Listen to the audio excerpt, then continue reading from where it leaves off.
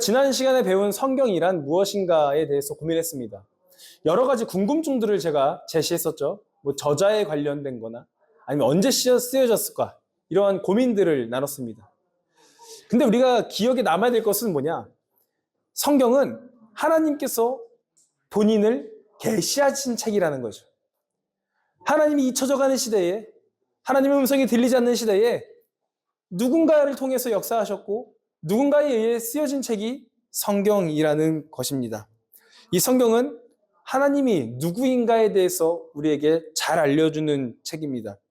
그래서 우리가 지난 시간에는 구약을 배웠습니다. 구약. 여러 가지 과정이 있었죠. 약 7가지의 과정을 여러분들께 제가 보여드렸습니다. 그러면서 제가 여러분들께 도전드렸던 것은 우리가 하나님을 알고 있는 것 자체가 복이다. 하나님을 믿으면 복받은 인생이 아니라 하나님을 아는 것 자체가 정말 큰 복이다. 이것에 대해서 제가 도전을 드렸었습니다. 그렇다면 오늘은 무엇을 배우겠습니까? 그쵸, 신약을 배우겠죠. 예. 지난 시간에는 구약을 배웠고 이번에는 신약입니다. 구약에서는 이야기가 대부분 이스라엘의 민족으로 줄거리가 이어졌다면 신약은 조금 다릅니다. 오늘 그 신약의 이야기를 한번 열어보도록 하겠습니다. 자, 다 같이 14페이지 한번 보겠습니다. 우리 다 같이 한번 하나님의 말씀이 성경이 되기까지 신약 다 같이 읽겠습니다. 시작. 이야기 형식으로서 이스라엘의 역사성을 담고 있습니다. 아브라함을 부르시는 장면부터 이스라엘 나라를 세우시는 장면과 이스라엘 멸망의 이야기까지 담고 있습니다. 역사성 가운데 신약을 담고 있는 책입니다. 구약의 성경은 이스라엘이라는 하나의 표현으로 되었지만 신약은 그렇지 않습니다. 사복음서는 예수님 세계와 사역의 이야기를 담고 있어서 성경으로 다르게 보이지만 신약 성경의 반 이상은 편지입니다. 편지를 성경으로 인정하는 이유가 무엇일까요? 우리가 구약에서는 이스라엘의 역사로 구약을 줄거리로 삼을 수 있습니다. 그렇다면 신약은 뭐냐는 거죠. 우리가 잘 알고 있는 것처럼 신약은 예수님이라는 분이 하나의 끈으로 연결되어 있죠. 예수님의 계시, 예수님의 계명이 신약에 나타나 있습니다. 자, 우리가 구약도 정경의 역할을 봤는데 신약도 한번 우리가 정경의 역할을 보도록 하겠습니다. 이게 신약의 정경 순서입니다. 지난 시간에 우리가 구약을 봤었죠. 이번에는 신약입니다. 신약은 사복음서부터 이렇게 시작을 합니다. 사복음서 뭐예요? 마태, 마가, 누가, 요한입니다. 그렇다면 제가 여러분들의 궁금증을 한 번 더 자극해 보겠습니다. 왜 마태, 마가, 누가, 요한 복음이 있을까요? 한 권의 복음이 아니라 왜 4가지의 복음이 있어야만 할까요? 이 마태복음, 마가복음, 누가복음, 요한복음을 잘 읽어보면요, 여러분들 조금씩 달라요. 조금씩 다릅니다. 족보 이야기도 다릅니다. 그리고 마태복음에는 동방박사가 예수님의 탄생을 축하하는데 누가복음에는 누가 예수님의 탄생을 축하합니까? 목자가 축하합니다. 성전 정화 사건도 우리가 잘 알고 있는 예수님께서 화딱지 내시는 장면 있지 않습니까? 그 장면도 어떠한 복음서에서는 예수님께서 사역 초기 때 하시고 어떠한 복음서에서는 사역 후기 때 하십니다. 이거 어떻게 설명하실 거예요? 어떤 건 맞고 어떤 건 틀린 걸까요? 그렇다면 맞고 틀리고 있다면 왜 4개의 복음서를 넣어놨을까라는 궁금증이 생기지 않습니까? 이런 궁금증, 건강한 궁금증입니다. 다들 눈이 아주 말똥말똥합니다. 오늘 좋습니다. 그렇다면 우리가 신약의 정경 순서를 보기 전에 사복음서의 이야기를 짧게 짚고 넘어가도록 하겠습니다. 사복음서는 왜 존재할까라는 궁금증입니다. 마태, 마가, 누가, 요한 복음에 이 4복음의 중요한 이유는 뭐냐? 4복음 다 예수님을 계시하고 있다는 겁니다. 단지 상황에 따라서, 회중에 따라서 이야기가 조금씩 달라질 수 있다는 거죠. 예를 들어 보겠습니다. 마태, 마가, 누가, 요한이 있죠. 마태복음의 대상은 누구예요? 유대인들입니다. 마가복음은 로마인이고요. 누가복음은 헬라인입니다. 요한복음은 모든 교회에 향해서 쓰여졌습니다. 이게 왜 중요하냐? 마태복음은 유대인들에게 쓰여졌다고 했죠. 유대인들은 자신들의 민족의 회복을 꿈꾼다고 했습니다. 그러니까 유대인들이 기다렸던 건 뭐냐? 자신들의 민족을 회복시킬 누군가, 왕이 필요했다는 거죠. 그 왕을 꿈꾸는 게 바로 유대인들입니다. 그러니까 이 마태복음의 이야기는 어떻게 흘러가냐? 너네들이 그렇게 너네 민족의 회복을 위해서 기다렸던 선지자, 왕이 누구냐? 예수라는 겁니다. 그들이 알고 있는 방식으로 설명하는 거예요. 마가복음은 뭐냐? 마가복음은 로마인들에게 쓰여졌다고 했죠. 이 로마인들이 당시에 했던 게 뭐냐? 바로 권력과 힘을 숭배했습니다. 이 권력과 힘으로 평화를 이루려고 노력했습니다. 그러나 예수님은 반대라는 거죠. 너네들은 권력 있는 왕이 이 세상을 통치하지만 그거 아니다. 권력 있는 왕이 아니라 역으로 고난받는 종이 이 세상의 평화를 가져다 준다는 겁니다. 그 복음을 삶으로 사신 분 예수로 형상화합니다. 누가복음은 뭐냐? 누가복음은 누구에게 쓰였다 그랬죠? 헬라인입니다. 헬라인이 꿈꿔왔던 건 뭐냐? 인간의 지혜, 인간의 존엄에 굉장히 많은 관심이 있었어요. 철학적으로 굉장히 많은 관심이 있었습니다. 그래서 누가복음에서 예수님을 어떻게 소개하냐? 너네들이 그렇게 이상적으로 꿈꾸던 사람이 누구냐? 예수라는 겁니다. 예수님이 이 세상의 지혜이시며 이 세상의 모든 것이라고 이야기를 하고 있는 겁니다. 그래서 누가복음에는 사람으로서의 예수님을 소개합니다. 요한복음은 모든 교회에 쓰여졌기 때문에 하나님의 아들을 강조하여서 예수가 하나님이다 라는 이미지를 그리는 겁니다. 이래서 복음서마다 내용이 조금씩 달라지는 거예요. 자, 더 쉽게 예를 들어보겠습니다. 마태복음은 누구를 위해 써졌다고요? 유대인들을 위해 써졌습니다. 유대인들을. 마태복음의 1장부터 5장까지 이야기는 이겁니다. 예수님께서 태어나셨습니다. 근데 이 소식을 누가 들어요? 헤롯이 있습니다. 헤롯이. 그래서 이 헤롯이 자신의 자리가 위태해질까봐 어떤 명령을 내리냐? 유아들을 살해하라고 명령 내립니다. 그 소식을 듣고 예수님께서 애굽으로 피신 가시죠. 그리고 사역 이제 시작하실 때에 예수님께서 세례를 받으시고 40일 동안 광야로 가는 이야기가 마태복음의 서론입니다. 유대인들은 여러분들 구약을 다 외운 사람이에요. 철두철미하게 외웠던 사람입니다. 모든 내용을 다 아는 사람들이에요. 근데 유대인들이 이 내용을 보면서 어떤 생각이 있을까요? 구약을 그렇게 빠삭하게 외운 유대인들이 이 이야기를 통해서 누가 떠올라요? 모세가 떠오르는 거예요. 모세 사건 있지 않습니까? 바로도 또한 유아 살해를 명령하죠. 그때 살아남은 사람 모세죠. 모세가 애굽 땅으로 보내지는 거예요. 그리고 홍해 사건 있지 않습니까? 신약에서는 그 홍해 사건을 단체로 물세례 받은 사건으로 표현합니다. 그리고 나서 뒤에 광야를 40년 동안 가는 이야기가 등장하죠. 유대인들의 관점에서 이 마태복음을 읽을 때에 우리가 그토록 우리의 민족의 회복을 바라던 선지자 모세를 기다렸는데 그게 예수라는 거예요. 재밌지 않습니까, 여러분들? 이러한 배경이 있으면 성경이 더 재밌어지는 거예요. 그래서 복음서가 4가지가 필요한 이유는 뭐냐? 저마다 각자 예수 그리스도에 대해서 틀리게 설명하는 게 아니라 다른 관점으로 보여지고 있다는 거죠. 다 진리예요. 그러나 누군가에는 이러한 모습으로, 누군가에게는 저런 모습으로 예수님께서 나타나신다는 겁니다. 그래서 우리에겐 이 복음서가 다 필요하다. 아셨죠? 자, 다시 돌아와서 다시 정경의 순서를 보겠습니다. 우리가 잘 아는 것처럼 사복음서, 마태, 마가, 누가, 요한의 내용은 뭐냐? 예수님의 생애에 대해서 나타나죠. 그리고 예수님께서 어떠한 계명을 선포하시는지, 그리고 예수님을 따르는 제자들을 세우십니다. 그게 사복음서의 이야기예요. 역사서는 사도행전인데 이 사도행전의 내용은 뭐냐? 교회가 어떻게 시작되었는지, 예수님께서 승천하시고 나서 이 교회가 어떠한 모습으로 시작을 했고, 그리고 복음이 어떻게 흘러서 로마의 그 한 가운데까지 들어가게 됐는지, 교회와 복음의 확산에 대해서 이야기를 하고 있습니다. 서신서는요, 바울 서신과 공동 서신인데, 바울 서신은 특정한 교회들을 위해 썼고요, 공동 서신은 모든 그리스도인들을 향해서 쓴 편지입니다. 예언서는 요한계시록이죠. 우리가 잘 알고 있는 요한계시록입니다. 요한계시록에서는 궁극적인 하나님 나라가 어떻게 도래하는지, 메시아가 어떠한 모습으로 도래하시는지를 보여주는 거예요.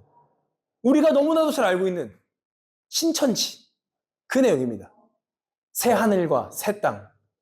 그 모습이 요한계시록에 나타나고 있다는 겁니다. 그렇다면 우리가 지금 신약의 정경순서를 봤는데 구약은 또 다르냐? 아닙니다. 구약과 신약은 배열이 똑같습니다. 우리가 지난 시간에 봤듯이 율법서는 창출 레민신이죠. 모세오경이라고 하는 창출 레민신입니다. 이 창출 레민신에는 이스라엘의 민족의 역사, 하나님께서 이스라엘 백성과 어떻게 만나셨고 첫 시작을 어떻게 하셨고 그들과 어떠한 언약을 맺었는지가 나타나 있죠.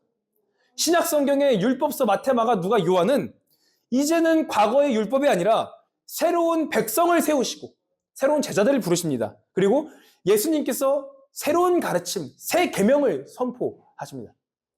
역사서도 여호수아부터 에스더까지 이스라엘 역사 속에서 하나님께서 어떠한 모습으로 그들을 이끌어 가셨는지가 나왔다면 사도행전은 교회의 시작과 하나님께서 어떻게 그 복음과 그리스도인들을 이끌어 가시는지가 나오는 게 사도행전입니다.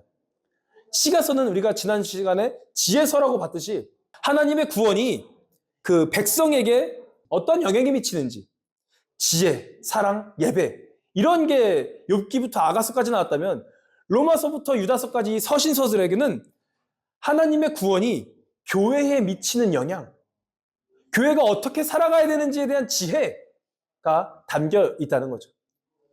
예언서도 마찬가지죠. 이사야부터 말라기까지 메시아의 도래를 소망했다면 요한계시록은 하나님 나라와 메시아의 도래를 이야기하고 있다는 겁니다. 결국 신약과 구약은 이야기 흐름이 똑같이 흘러가고 있는 겁니다. 그렇다면 우리가 오늘 좀 볼 것은 뭐냐? 처음에 서론에도 이야기를 던졌듯이 신약의 정경 기준은 뭐냐는 거예요. 우리가 구약의 정경 기준을 지난 시간에 좀 봤다면 오늘은 신약의 정경 기준에 대해서 보려고 합니다. 신약의 정경 기준, 신약이 되기까지 어떠한 기준이 있었냐? 이 네 가지가 있었습니다. 근데 우리가 구약과 좀 비교하면은 신약의 기준은 조금 더 분명하고 확실합니다. 왜냐하면 구약은 역사가 너무 오래돼서 그리고 이것저것 찢어진 게 많아서 좀 어려웠다면 신약은 또 반대로 자료가 너무 많아서 문제였던 거예요. 가짜들이 등장하기 시작한 거예요. 자신의 생각인데 마치 사도들의 생각처럼 쓴 그러한 것들이 있었기 때문에 이러한 근거가 필요했었던 거예요. 기준이 필요했었던 겁니다. 첫 번째는 사도 저작권입니다. 사도 저작권. 이 사도 저작권이라 하면 뭐냐? 사도가 누구예요? 제자들입니다. 사도들은요, 예수님을 따랐던 사람들이에요. 예수님에 따르면서 계명을 듣고 그리고 예수님의 죽음을 받고 예수님의 부활을 목격한 사람들이 사도예요. 정확한 근거가 되는 거잖아요.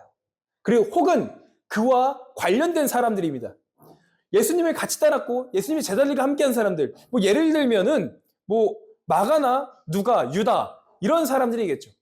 예수님의 사도는 아니지만 그 사도와 관련된 사람들인 겁니다.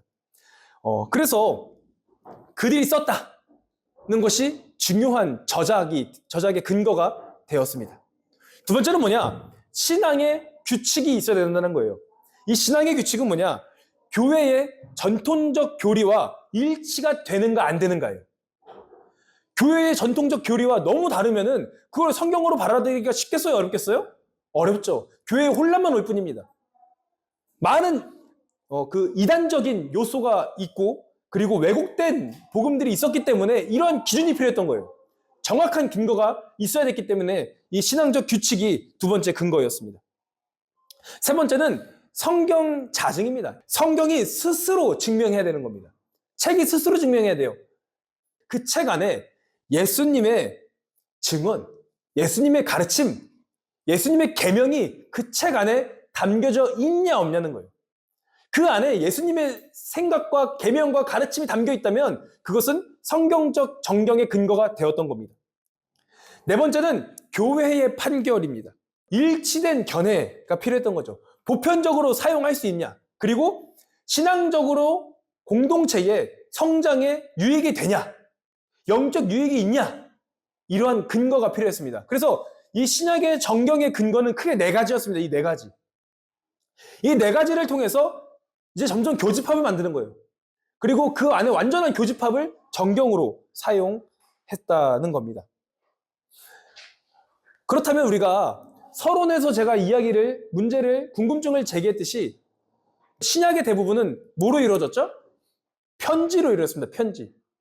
이제는 편지가 어떻게 정경으로 인정되어야 되냐? 그 과정에 대해서 보려고 합니다. 편지가 성경이 된 이유는 뭐냐? 첫 번째는 단순 교훈이 아니라 예수님의 가르침이 연장선상이었기 때문입니다. 편지 안에 읽어보니까 예수님의 가르침이 묻어나 있는 거예요. 그래서 모든 사람들에게 읽을 때에 이게 예수님의 가르침이다. 이거 영적으로 유익하다. 이러한 생각이 갖게 한다는 거죠. 그리고 두 번째는 명확한 수신자가 있다는 거죠. 그게 누구냐? 오늘 신약 성경에서는 이렇죠. 교회 또는 그리스도인들입니다. 제가 여러분들 한 가지 재밌는 특징을 하나 알려드리자면 바울 서신과 공동 서신의 큰 특징이 있습니다. 우리가 바울 서신을 읽으면요. 바울 서신은 책 제목이 뭐예요? 교회 이름이에요. 고린도서는 고린도 교회에 쓴 거고요. 빌립보서는 빌립보 교회에 쓴 거예요. 그런데 공동 서신은 누구의 이름? 쓴 사람의 이름, 저자 이름입니다. 유다서면 유다서. 이렇게 저자의 이름이 담겨져 있는 겁니다. 이거 꿀팁입니다, 여러분들. 꿀팁. 다시 돌아와서. 그리고 이 편지가 정경이 된 이유는 뭐냐? 그리스도인들을 향한 분명한 목적이 있다는 겁니다. 너네 그리스도인으로서 이렇게 살면 안 돼. 너네 이렇게 살아야 돼. 왜? 예수님께서 이렇게 가르치셨기 때문에. 성경의 저자들은요, 이 편지 쓴 사람들은요, 자신들의 편지가 성경이 될 줄 꿈에도 몰랐어요. 이 사람들이 편지 쓸 때 그게 우리가 지금 성경으로 읽을 줄 알았겠습니까? 아니에요. 이 편지 쓴 사람들은 그거에 대해서 전혀 생각이 없었어요. 바울은요, 우리가 지금 이 성경을 읽을 때 굉장히 온화하게 읽는 건지 완화돼서 읽는 건지 바울은 쌍욕됐습니다. 자신들의 편지가 우리가 지금 읽고 있을 거라고는 상상도 못했을 겁니다. 그런데 이 편지가 정경이 된 이유는 간단히 말하면 그겁니다. 교회를 위한, 그리고 교회에 대해 모두가 공통된 가르침, 즉 예수의 가르침, 예수의 계명이 담겨져 있기 때문에 오늘날 우리에게 성경으로 다가오게 되었다는 겁니다. 우리가 이제 정리하겠습니다. 자, 구약과 신약, 이 두 가지를 좀 정리하는 시간 갖도록 하겠습니다. 구약의 이야기와 신약의 이야기는 제가 서론에도 말했듯이 크게 다르지 않다? 다르지 않다. 구약은 아담으로부터 시작된 이야기입니다. 그래서 하나님께서 자신의 민족 이스라엘 백성들을 세우시고 자신의 민족과 언약을 맺습니다. 그 언약이 율법이죠, 율법. 이스라엘 백성들이 거룩해지려면 율법을 지켜야 됩니다. 하나님 앞에서 율법을 잘 지키면은 거룩한 백성, 하나님께 칭찬받는 백성이었습니다. 반대로 이들이 죄를 지었을 때는 부정한 민족이 되어 버린 거죠. 율법을 통한 궁극적인 목적이 뭐냐? 이스라엘 백성들을 잘 세워서 세상에 하나님의 거룩을 드러내시기 위해서 그들을 세우셨는데 이스라엘 백성들이 그것을 성공합니까? 실패합니까? 실패합니다. 그리고 나서 이어지는 게 바로 신약이죠. 신약은 아담으로부터 이어진 이야기가 아니라 예수로 시작된 이야기입니다. 성경에서는 예수를 어떻게 표현하냐? 제2의 아담으로 이야기합니다. 그래서 예수님으로부터 시작된 이야기. 예수님께서 제자들을 세우시고 예수님께서 그들에게 계명을 주십니다. 율법이 아니라 이제는 그들에게 계명을 가르치시는 거죠. 그리고 그 계명을 잘 따랐을 때에 거룩한 교회, 거룩한 백성이 되는 거고요. 그것을 실패하면은 우리 또한 부정해지는 거죠. 최종적인 목표는 뭐냐? 이제는 이스라엘 백성들이 아니라 그리스도인들을 통해서, 교회를 통해서 세상에 하나님 나라, 공동체를 실현하기 위하신 겁니다. 천국은 죽어서 가는 게 아니라 이 땅 가운데서 지금 우리가 누릴 수 있는 작은 공동체가 바로 교회입니다. 이 안에서 하나님 나라가 이루어져야 되는 거죠. 우리를 부르신 최종 목적은 그것입니다. 우리 안에 하나님 나라를 세우시는 것. 우리 안에 하나님의 거룩한 백성으로서 살아가게 하는 것. 어떤 걸로 인해? 예수 그리스도의 계명, 가르침으로 인해입니다. 이게 구약과 신약의 이야기입니다. 결론입니다. 성경이 되기까지. 우리 한번 다 같이 읽어볼까요? 시작.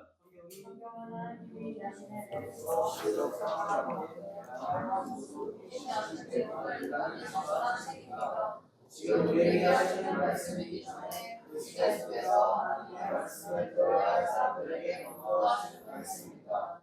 그래서 우리는 저자들에게 권고하시는 말씀이 무엇인지 깨달아야 합니다. 그렇기에 성경의 시대적 배경, 문화, 사회, 정치, 역사를 알아야 성경을 이해할 수 있습니다. 이러한 배경을 고려하지 않고 성경을 자신의 상황에 맞춰서 잘못된 해석 적용하게 되는 경우도 많이 있습니다. 우리가 성경의 정경화되는 과정을 배웠다면 이제는 우리가 이 성경을 어떻게 적용해야 되는가입니다. 우리가 알아야 될 것은 다시 짚고 넘어갑니다. 성경은 하나님을 계시하는 책인데 인간을 통해서 하나님께서 역사하시는 방법이라고 말씀드렸죠. 우리가 이제는 어떻게 적용할 것인가에 대해서 고민이 필요합니다. 어떻게 적용할 것인가? 성경은 오늘날 우리들을 위해서 쓰여졌습니까? 1차적으로 아니죠. 1차적으로는 그 시대에 맞게 쓰여졌다고 하지 않았습니까? 청중이 있는 거예요. 아까 제가 얘기했듯이 신약으로 따지면은 고린도 전서라고 하면은 고린도 교회인들에게 먼저 쓰여진 거고, 빌립보서는 빌립보 교인들에게 먼저 쓰여진 거예요. 지금 오늘날 우리들에게 먼저 쓰여진 게 아니라는 거죠. 그래서 필요한 게 뭐냐? 1차적 청중의 입장에서 그 말씀을 이해하는 노력이 필요합니다. 아까 제가 그 마태복음도 말했지만 유대인의 관점에서 성경을 읽으니까 달라지는 거예요.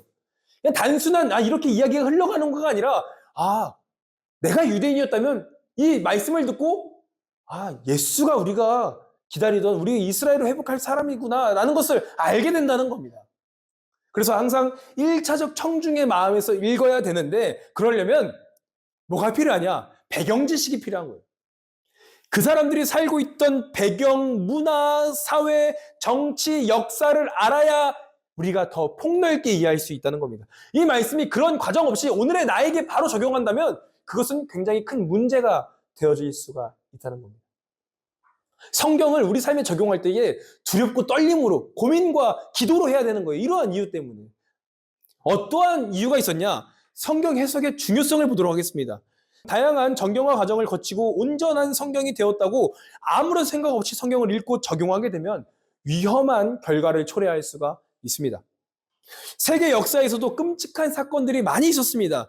과거가 말해주듯 성경의 올바른 해석과 적용은 우리에게 남겨진 과제입니다. 성경을 잘못 해석한 결과로 어떠한 참혹한 역사가 있었냐? 첫 번째, 인디언 학살입니다. 인디언 학살. 우리가 잘 알고 있는 인디언 학살에 대한 이야기입니다.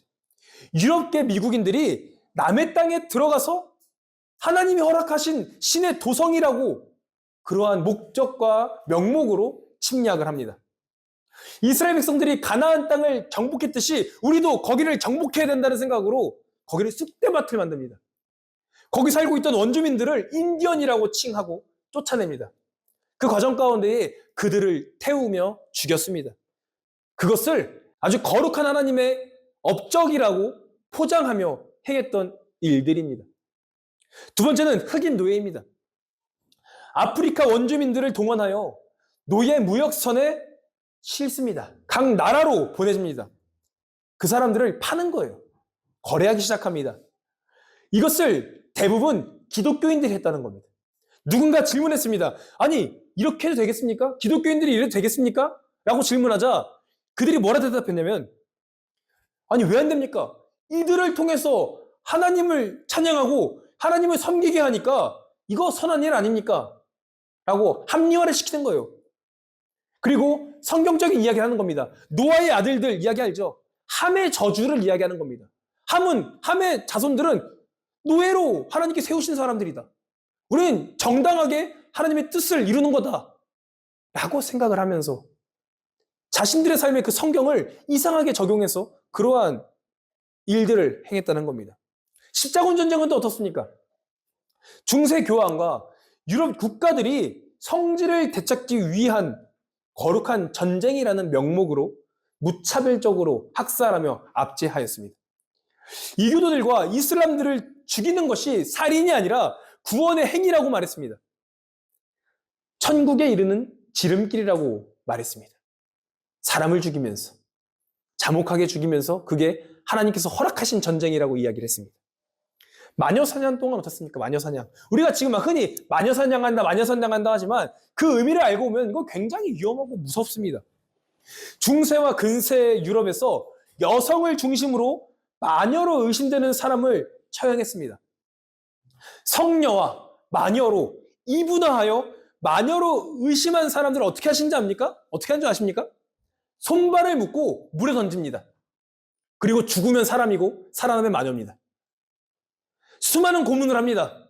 그 고문에서 살면은 마녀고 죽으면 인간입니다.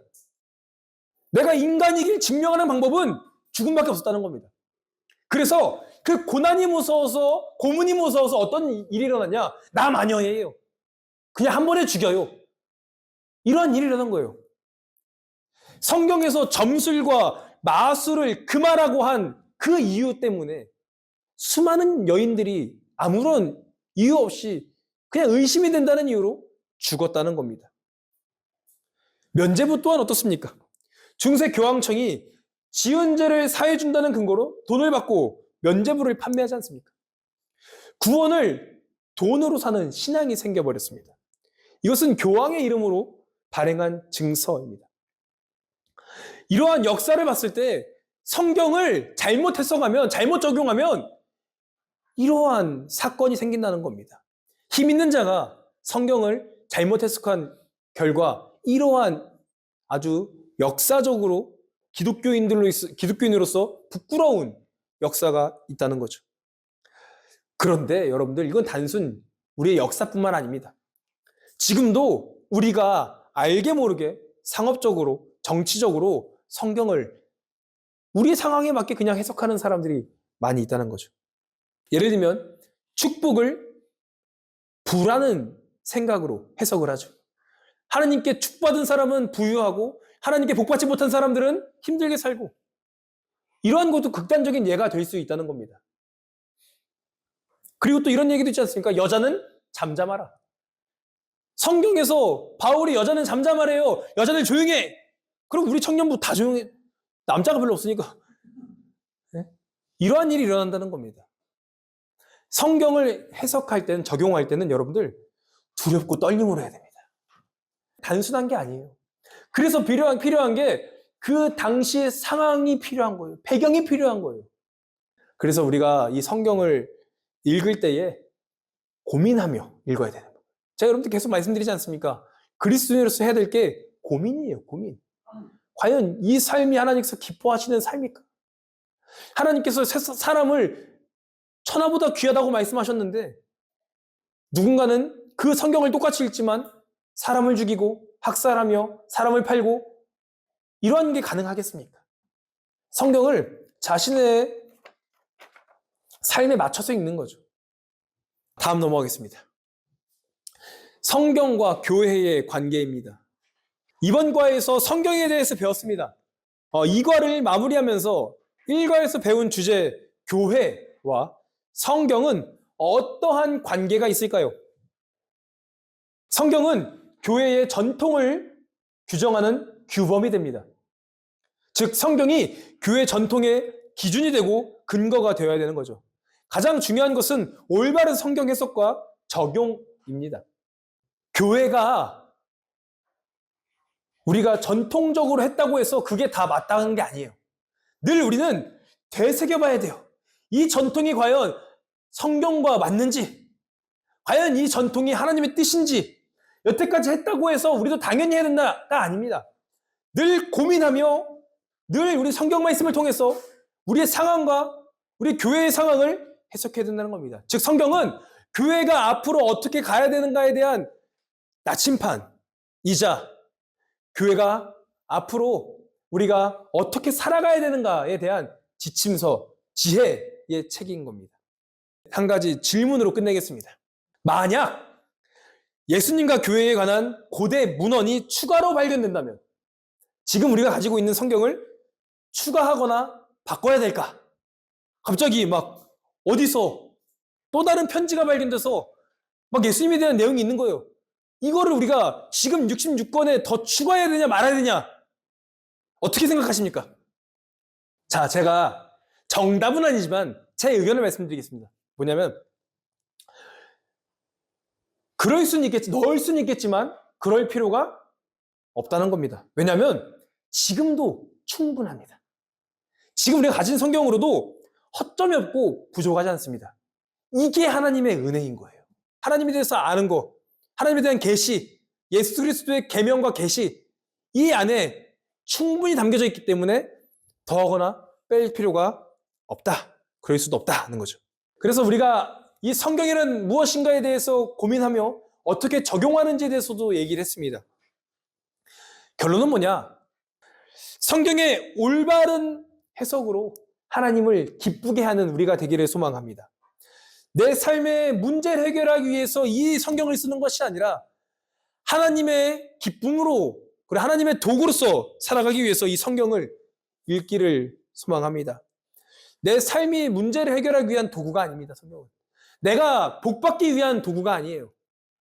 이 성경은 하나님을 어떻게 잘 전할까? 예수님의 계명을 어떻게 하면 내 후손들에게 잘 전할까에 대한 고민이 담겨 있습니다. 그러니 우리는 성경을 읽을 때 하나님은 누구신가? 예수님은 누구신가? 우리는 어떻게 살아야 되나? 어떠한 마음가짐으로, 어떠한 지혜로, 어떠한 기준으로 살아가야 되나? 이것에 대한 답을 얻기를 바랍니다.